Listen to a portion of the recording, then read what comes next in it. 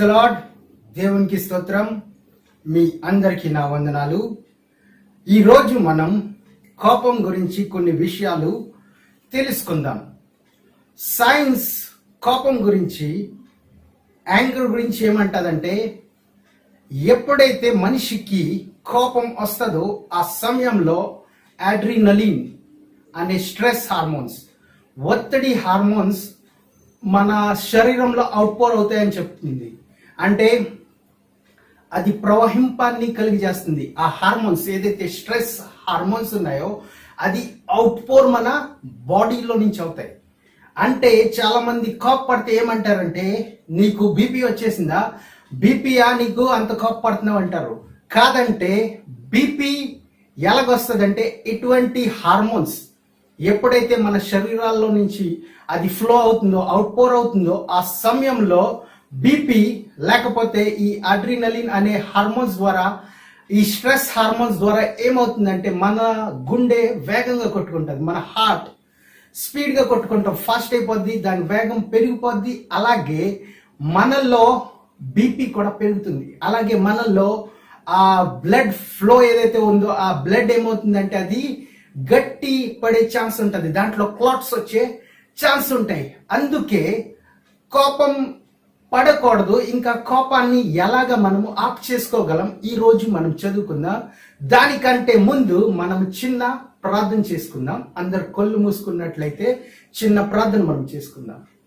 తండ్రి దేవా, మీకే స్తోత్రాలు. కోపాన్ని మా నుంచి దూరం పెట్టే విధానం మాకు నేర్పించండి దేవా. మీరే మాతో మాట్లాడండి.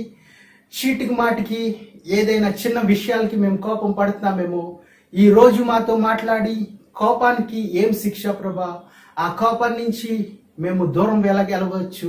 ఈ కోపం విషయంలో అనేక మాటలు మాకు మీ బైబిల్ ద్వారా, మీ పరిశుద్ధ లేఖనాల ద్వారా మాకు బయలుపరచమని యేసు నామంలో అడిగి వేడుకుంటున్నాం పరమ తండ్రి, ఆమేన్. ఎస్, మనము ఆది కాండము 4వ అధ్యాయం 5వ వచనం చూసినట్లయితే, the book of Genesis chapter 4 verse 5. కయీనును అతని అర్పణను ఆయన లక్ష్యపెట్టలేదు, కాబట్టి కయీనుకు మిక్కిలి కోపము వచ్చి వేరీ యాంగర్, ఓన్లీ యాంగర్ అని రాయలేదు, వేరీ యాంగర్ అని రాసి ఉన్నది. మిక్కిలి కోపము. అతడు తన ముఖమును చినపుచ్చుకొనగా యెహోవా కయీనుతో, నీకు కోపమేలా, ముఖము చిన్నపుచ్చుకొని ఉన్నావేమి? ఎస్, మనం చూసాము. ఒకవేళ మనలో కోపం వస్తే ఏమవుద్దంటే అది బీపీ రావచ్చు. దానివల్ల మనము గుడ్డు ముందా కోడి ముందా అని చూస్తే ఏది ముందు చాలా మంది ఇప్పటికి అదే తెలుసుకుంటున్నారు. అంటే కోపం వస్తే బీపీ వస్తుందా, బీపీ వస్తే కోపం వస్తుందా అని తెలుసుకుంటాం. కాదంటే అంటే మనం ప్రయత్నిస్తాం ఏది ముందు అని. కాదంటే ఒకటి వస్తే ఒకటి తర్వాత ఇంకోటి వస్తాం, అది ఖాయం. అలాగే చూడండి, కోపం వస్తే కయ్యేను ఏం చేశాడో మనకు తెలుసు, చాలా బాగా తెలుసు. కోపం వచ్చిన తర్వాత కయ్యేను హేబెల్ని చంపి వేశాడన్న విషయాన్ని మనము లేఖనాల ద్వారా తెలుసుకోవచ్చు. అలాగే ఈ కోపం ఏం చేస్తుందంటే లాస్ట్ కి మరణం, అంటే అదే ప్లాన్ లో వెళ్ళిపోయే చాలా మందిని మనము ఈ రోజు చదువుకుందాం. రెండోది మనం చూస్తే మత్తయి సువార్తలో 5వ అధ్యాయం 22వ వచనం చూస్తే, కొత్త నిబంధనలో మత్తయి సువార్త 5వ అధ్యాయము 22వ వచనం చూస్తే, నేను మీతో చెప్పినదేమనగా, తన సహోదరుని మీద కోపపడు ప్రతివాడు, తన సహోదరుని మీద కోపపడు ప్రతివాడు విమర్శకు లోనగును. ఎస్, తన సహోదరుని చూచి వ్యర్థుడా అని చెప్పువాడు మహాసభకు లోనగును. ద్రోహి అని చెప్పువాడు నరకాగ్నికి లోనగును. ఇప్పుడు మనం చూస్తే ఏమని రాసి ఉన్నదంటే, ఇక్కడ ఫస్ట్ ఏంటంటే విమర్శకు లోనగును. ఎవరు? తన స్నేహితుడి మీద లేకపోతే తన సహోదరుని మీద కోపపడువాడు. రెండోది ఏంటంటే విద్రోహి అన్నవాడు మహాసభకు లోనగును. మూడవదిగా చూస్తే నరకాగ్నిలో వేయబడును.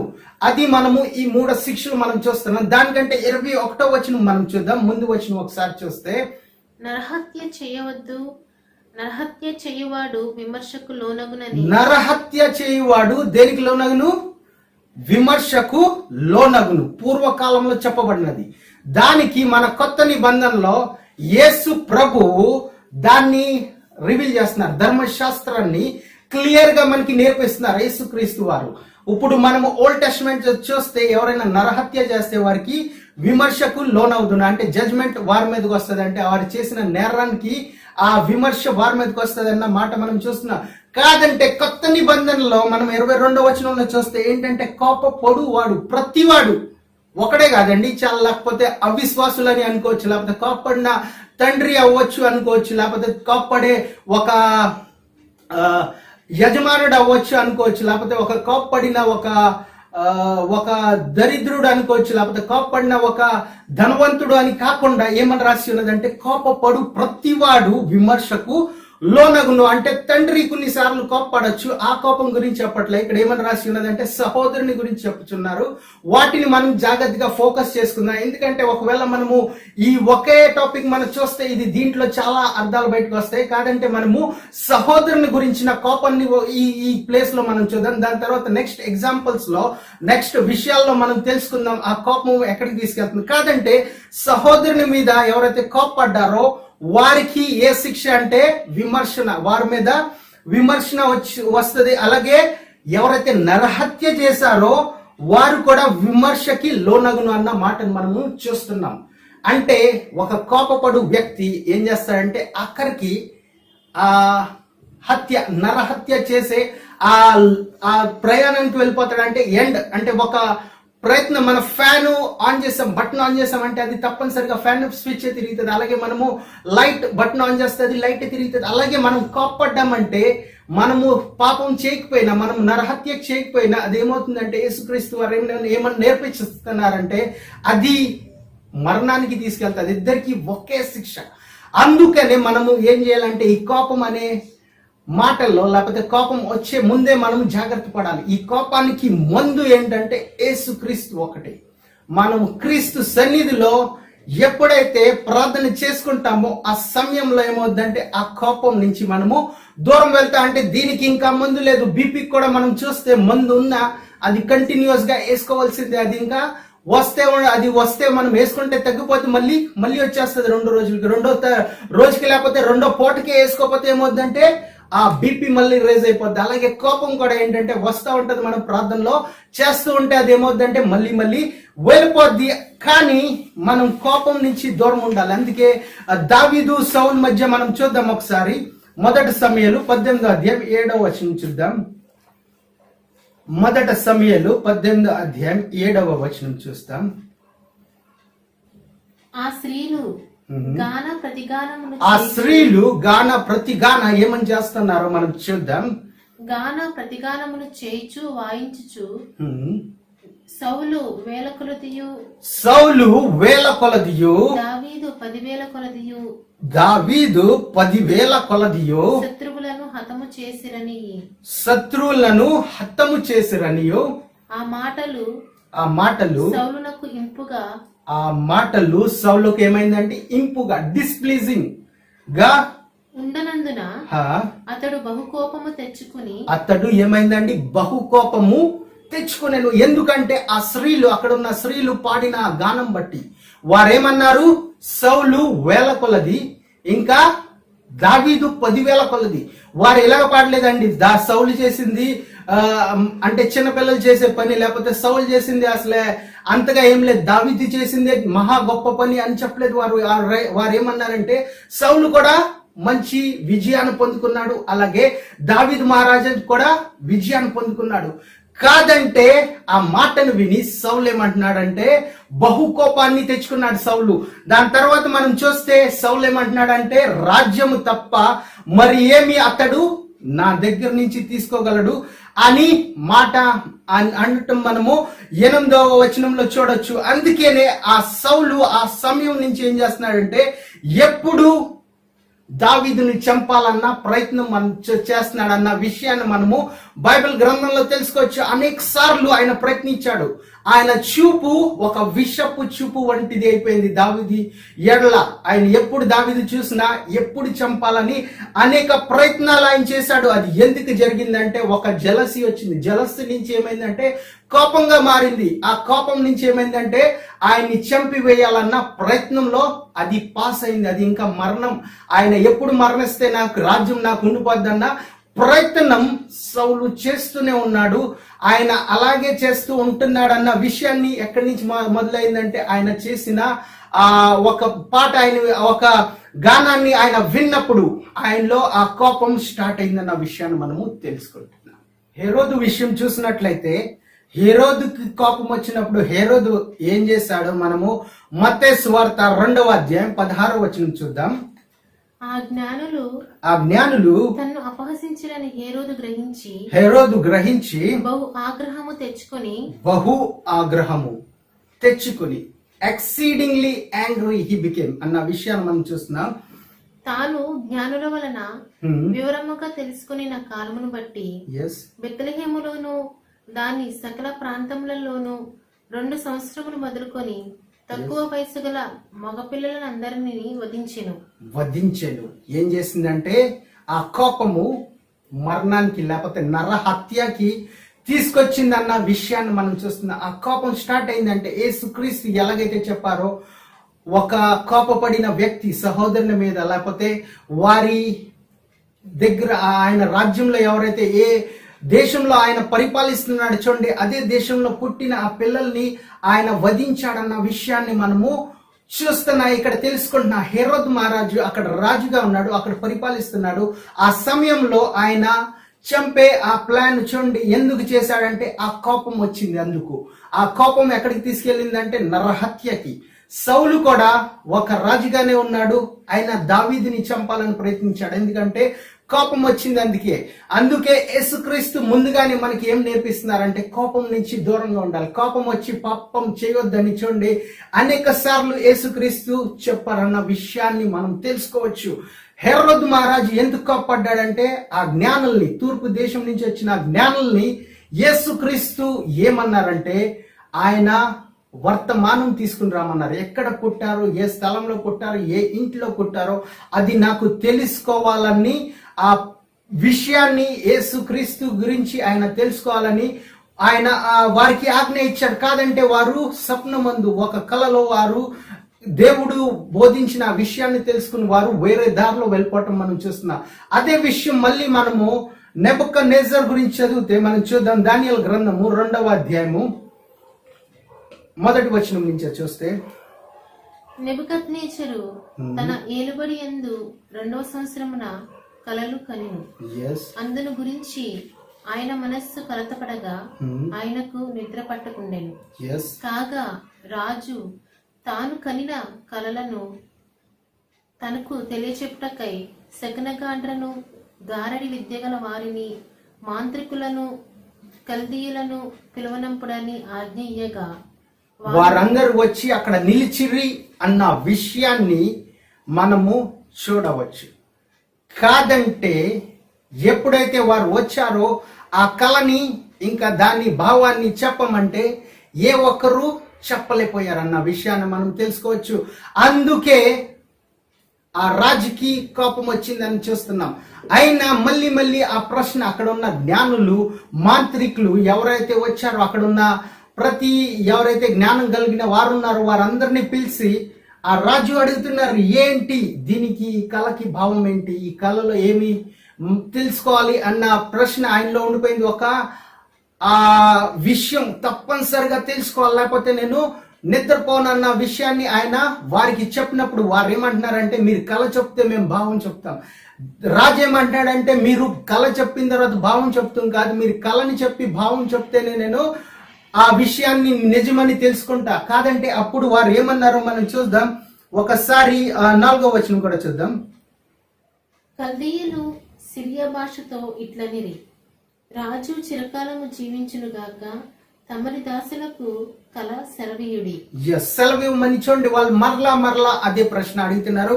11వ వచనం ఒకసారి చూసినట్లయితే, దేవదూతలు కాక మరెవరను ఆ సంగతి తెలియజెప్పలేరు. దేవదూతలు కాక అంటే దేవదూతలు మాత్రమే ఆ విషయాన్ని చెప్పగలరు అని అక్కడున్న జ్ఞానులు చెప్తూ మనం చూస్తున్నాం, అక్కడున్న మాంత్రికులు చెప్తూ మనం చూస్తున్నాం. ఆ విషయాన్ని ఆయన ఎప్పుడైతే విన్నారో, నెబుకద్నెజర్ రాజు విన్నాడో, ఏమైందో మనం చూద్దాం. 12వ వచనం మనం చూస్తే, అందుకు రాజు కోపము తెచ్చుకొని. ఇప్పుడు స్టార్ట్ అయింది ఈ ఒక జర్నీ, లేకపోతే ఈ ట్రైన్ మొదలైంది అనుకోవచ్చు మనము, లేకపోతే ఈ ఫ్లైట్ ఎగరటానికి స్టార్ట్ అయింది అనుకోవచ్చు. ఎందుకంటే ఒక నరహత్య ప్లాన్ ఈయన స్టార్ట్ చేశాడని మనం తెలుసుకోవచ్చు. కోపం స్టార్ట్ అయిందంటే ఈయన చేతుల్లో అధికారం ఉంది కాబట్టి ఈయన్ని ఎవరు ఏమనరని ఈయన మళ్ళీ కోపం తెచ్చుకుని, ముఖ్యంగా అందుకనే చూడండి, రాజ్య అంటే ఎవరికైతే ఒక అథారిటీ ఉందో, లేకపోతే ఎవరికైనా ఒక అధికారం ఉందో, లేకపోతే ఒక హైయెస్ట్ పొజిషన్ లో ఉన్నారో, లేకపోతే అది ఆఫీస్ అవ్వచ్చు, లేకపోతే ఇంట్లో అవ్వచ్చు, లేకపోతే ఎటువంటి అథారిటీ ఎక్కడన్నా అవ్వచ్చు, వారు చాలా కోపం పడేటప్పుడు చాలా జాగ్రత్తగా ఉండాలి. చిన్నపిల్లలు కూడా అందరూ ఆ విషయాన్ని చాలా జాగ్రత్తగా తీసుకోవాలంటే ఆ విషయాన్ని చాలా జాగ్రత్తగా పరిశీలించుకోవాలి. ఎందుకంటే చూడండి, నేను ఎప్పుడైతే కోపపడ్డాడో ఏంటో మనము అదే వచనంలో చూద్దాం. 12వ వచనంలోనే, అందుకు రాజు కోపము తెచ్చుకొని అత్యాగ్రహము గల వాడై బబులోనులోని జ్ఞానులందరినీ సంహరింపవలనని ఆజ్ఞ ఇచ్చెను. బబులోనులోనందరినీ జ్ఞానులందరినీ ఏం చేస్తాడంటే సంహరింపాలని ఆజ్ఞ ఇచ్చెను అన్న విషయాన్ని మనం చూస్తున్నాం. ఈయన కూడా నరహత్య అంటే కోపం తెచ్చుకొని, దానికంటే ముందు ఆయన బానే ఉన్నాడు. అన్ని విషయాల్లో ఆయన కూల్ మనసుతోటే, ఆయన శాంతం గల మనసుతోటే ఆయన అన్ని మాటలు మాట్లాడతాం మనం చూస్తున్నాం. ఆయన ఆందోళనలో ఉన్నాడు. ఆయన ఏదైతే కళను ఆయన చూశారో ఆ కళను బట్టి ఆయన ఎంతో టెన్షన్ అయ్యాడు. ఆయన ఎంతో నిరుత్సాహపడ్డాడు. కాదంటే ఆయన ఎప్పుడైతే వారి మీద కోపం ఆయన కలిగిందో, నరహత్యకి ఆయన ప్లాన్ చేస్తాం మనము చూస్తున్న, నరహత్య చేస్తానికి ఆయన ముందుకి వెళ్ళాడన్న విషయాన్ని మనము తెలుసుకుంటున్నాం. అందుకని చూడండి, కోపం ఏం చేస్తుందంటే నరహత్యకి అంటే సేమ్ శిక్ష. మనము ఒకవేళ కోపపడే వ్యక్తికి ఏం శిక్ష ఉందో అదే నరహత్య చేసే వ్యక్తికి కూడా అదే శిక్ష మనము చూడండి యేసుక్రీస్తు ద్వారా మనం మత్తయి సువార్తలో తెలుసుకుంటున్నాం. అలాగే మనం చూద్దాం, ఇప్పుడు మనము కోపపడకూడదు, అలాగే దేవుని కోపం కూడా మన మీదకి రానివ్వకూడదు. అందుకు మనం ఏం చేయాలో సంఖ్యాకాండం 11వ అధ్యాయం 1వ వచనం ఒకసారి చూద్దాం. దాన్ని బట్టి మనకు తెలుస్తుంది. సంఖ్యాకాండం 11వ అధ్యాయం 1వ వచనం, ఎందుకంటే చూడండి, మన కోపము మనల్ని దోషులుగా నిలబడుతుంది, లేకపోతే మనకి ఒక జడ్జిమెంట్ పాస్ అయ్యేటట్టు మనల్ని తీసుకెళ్తుంది. అలాగే దేవుని కోపం వచ్చినప్పుడు కూడా చూడండి ఏం చేస్తుందో మనం చూద్దాం. 11వ అధ్యాయం 1వ వచనం సంఖ్యాకాండము, జనులు ఆయాసమును గూర్చి సనుగుచుండగా అది యెహోవాకు వినబడెను. అది యెహోవాకు వినపడెను. యెహోవా దానిని వినినప్పుడు ఆయన కోపము రగులుకొనెను. ఫస్ట్ చూడండి, మనము దేవుని కోపము రగులుకొనెను అన్న విషయాన్ని మనం చూస్తున్నాం. ఎప్పుడైతే ఆయన కోపం రగులుకున్నదో, యెహోవా అగ్ని వారిలో రగులుకొని, యెహోవా కోపం రగులుకున్న తర్వాత ఏమైందంటే యెహోవా అగ్ని వారిలో రగులుకొని ఆ పాళెములో ఒక కొనను దహింపసాగిను. మన కోపము ఇతరులను ఎలాగైతే దహింపజేయాలని, లేకపోతే నరహత్య చేయాలని ఎలాగైతే దావీదుని చంపాలని సౌల్ ప్లాన్ చేశాడో, ఎలాగైతే హేరోదు యేసుక్రీస్తుని చంపాలని ప్లాన్ చేశాడో, ఎలాగైతే కయ్యేను ఏబేల్ని చంపేశాడో, ఆయనైతే డైరెక్ట్ గా చంపేశాడు అన్న విషయాన్ని చూస్తున్నాం. అలాగే ఒక కోపము మన వల్ల దేవునికి కోపం వచ్చింది అనుకోండి, ఆ కోపం ఏం చేస్తుంది అంటే మన ప్లాన్స్ ని కాల్చివేస్తుంది, లేకపోతే ఆ పాత నిబంధనలో చూస్తే వారు చేసిన పాపానికి వారిని దహింపసాగినన్న విషయాన్ని మనం చూస్తున్నా. అగ్ని వచ్చిందన్న విషయాన్ని చూస్తున్నా. ఇంకా 2వ వచనం మనం చూస్తే, జనులు మోషేకు మొర్ర పెట్టగా మోషే యెహోవాను వేడుకొన్నప్పుడు ఆ అగ్ని చల్లారను. అందుకు ఆ పేరు, అక్కడ ఆ ఊరు పేరు ఏమని రాశారంటే తబెర్రా అని రాశారు. ఆ దానికి అర్థం ఏంటంటే మంట. ఆ కోపము, దేవుని కోపం అక్కడికి వచ్చింది. అందుకే చూడండి అక్కడ అగ్ని రగిలెను అన్న విషయాన్ని చూస్తున్న ఆ ఊరు పేరు కూడా, ఆ ప్రాంతం పేరు కూడా మంట అని పెట్టడం మనము తెలుసుకుంటున్నాం. అక్కడ ఈ రోజుల్లో కుటుంబాల్లో గొడవలు జరుగుతున్నాయంటే దానికి కారణం ఏంటంటే కోపం. ఒక తండ్రి ఒక కుమారుడిని ఏదన్నా అంటే కుమారుడు వారి పిల్లలు ఏం చేస్తారంటే ఇల్లు వదిలి వెళ్ళిపోతున్నారంటే దానికి కారణం ఏంటంటే కోపం. భార్య భర్త మీద కోపం, భర్త భార్య మీద కోపం, అలాగే స్నేహితుల మీద కోపం, అన్నదమ్ముల మీద మధ్యలో కూడా మనం చూస్తే కోపం వారిద్దరిని వేరు చేస్తుంది అన్న విషయాన్ని మనం చూస్తున్నాం. నిమిషం మాత్రం ఉండే ఈ కోపానికి, ఆ కోపాన్ని ఏం చేస్తున్నారంటే పెంచుకుంటా దూరాన్ని పెంచుకుంటున్నారు, అలాగే శ్రాపాన్ని తెచ్చుకుంటున్నారు, లేకపోతే చాలా మంది ఆత్మహత్యలు కూడా చేసుకుంటున్నారు. దానికి కారణం ఏంటంటే కోపమే. 2వ దినవృత్తాంతములు 26వ అధ్యాయం 19వ వచనం చూద్దాం. ఉజ్జియా ధూపము వేయుటకు ధూపార్తిని చేత పట్టుకొని రౌద్రుడై యాజకుల మీద కోపము చూపెను. యెహోవా మందిరములో ధూపపీఠము ప్రక్కనతడు ఉండగా యాజకులు చూచుచునే ఉన్నప్పుడు యాజకులు మీద కోపడ్డాడు. ఇప్పుడు యాజకులు చూచుచుండగానే అతని నొసట కుష్ఠరోగము పుట్టెను. ఇప్పుడు ఈ కోపం ఏం చేయించిందంటే పాపాన్ని చేయించింది. ఏదైతే యాజకులు చేయాలో అది ఆ రాజు చేస్తున్నాడు. ఆ కోపం పాపాన్ని చేయించింది, ఆ పాపం శ్రాపాన్ని తెప్పించింది. ఇంకా ఆ శ్రాపం ఏం చేసిందంటే ఆ రోగాన్ని పుట్టించింది అన్న విషయాన్ని మనము ఇక్కడ తెలుసుకుంటున్నాం. ఇది ఏమి జరుగుతుంది అంటే ఈ కోపం కేవలం కోపంలోనే ఉండిపోయి లోన్ ఉండిపోతే పర్లా. ఒకసారి ఆ కోపం వచ్చి ఒక మనిషి ఏదైనా చేయాలని చాలా స్పీడ్ గా వెళ్ళిపోయాడు అనుకోండి, అది ఏమి చేస్తుందంటే పాపాన్ని చేయిస్తుంది. ఆ కోపం వల్ల మనం ఆ కోపాన్ని చేతిలో, లేకపోతే ఆ కోపం మనలో ఉండిపోయి ఆ కోపంతో మనం వెళ్ళిపోతున్నాం అంటే, ఆ కోపం మనల్ని నడిపించిందంటే, ఆ కోపం చాలా సార్లు అంటే లేకపోతే 100% కూడా అనవచ్చు, కాదంటే మాక్సిమం టైమ్స్ అది ఏం చేస్తాయంటే పాపానికే తీసుకెళ్తుంది. ఆ కోపం కొన్నిసార్లు కోపం ఏం చేస్తుందంటే ఆ శ్రాపాన్ని తెప్పిస్తుంది. ఆ కోపం ఏం చేస్తుందంటే ఆ రోగాన్ని పుట్టిస్తుంది, లేకపోతే ఆ కోపం వల్ల ఏమవుద్దంటే మన పరువు పోయే ఛాన్స్ ఉంటది. అది ఆ కోపం ఏం చేసిందంటే ఆ రాజుని, ఆయన అధికారంలోనే ఉన్నాడు, కాదంటే ఆ రోగాన్ని, ఏదైతే కుష్టి రోగం ఉందో ఆయనకి వస్తం మనము చూస్తున్నాం. అలాగే సంఖ్యాకాండము 12వ అధ్యాయం 1వ వచనం చూద్దాం. మోషే కూషు దేశపు స్త్రీని పెళ్లి చేసుకుని ఉండెను కనుక అతడు పెళ్లి చేసుకున్న ఆ స్త్రీని బట్టి మిరియాము అహరోనులు అతనికి విరోధంగా మాట్లాడారు. ఇప్పుడు యెహోవా కోపం చూడండి, 9వ వచనం చూస్తే యెహోవా కోపము వారి మీద రగులుకొనెను. ముందు కూడా మనం చూస్తాం, మనం చేసిన తప్పుల వల్ల దేవుని కోపం మన మీదకి రావచ్చు, లేకపోతే మనం చేసే కోపం మనలో నుంచి వచ్చే కోపం వల్ల మనల్ని తప్పు చేయించే ఛాన్స్ వస్తుంది. అలాగే ఈ ఎప్పుడైతే వీరు విరోధంగా మాట్లాడారో, మోషేకి విరోధంగా మాట్లాడారో, దేవుని కోపం వారి మీద రగులుకొనెను అన్న విషయాన్ని 9వ వచనం చూద్దాం. అలాగే 10వ వచనంలో ఏం జరిగిందో మనం చూద్దాం. 10వ వచనం, మేఘమును ఆ ప్రత్యక్షపు గుడారము మీద నుండి ఎత్తబడిను. అప్పుడు మిరియాము హిమము వంటి తెల్లని కుష్టు గలదాయను. ఆమె కూడా ఏమైంది? కుష్టు రోగాన్ని తెచ్చుకుంది. ఆమె చేసిన ఆ పాపం, ఆమె చేసిన ఆ తప్పు, ఆమె మోషే మీద కోప్పడదామని వెళ్ళింది. ఏం చేసింది అంటే పాపం చేసింది. పాపం చేసిన తర్వాత శ్రాపాన్ని తెచ్చుకున్న తర్వాత రోగాన్ని పుట్టించుకుంది. ఆమెకున్న ఆ గౌరవాన్ని ఆమె ఏం చేసుకుందంటే పోగొట్టుకుంది. అప్పుడు వరకు మిరియం అంటే చాలా గౌరవం.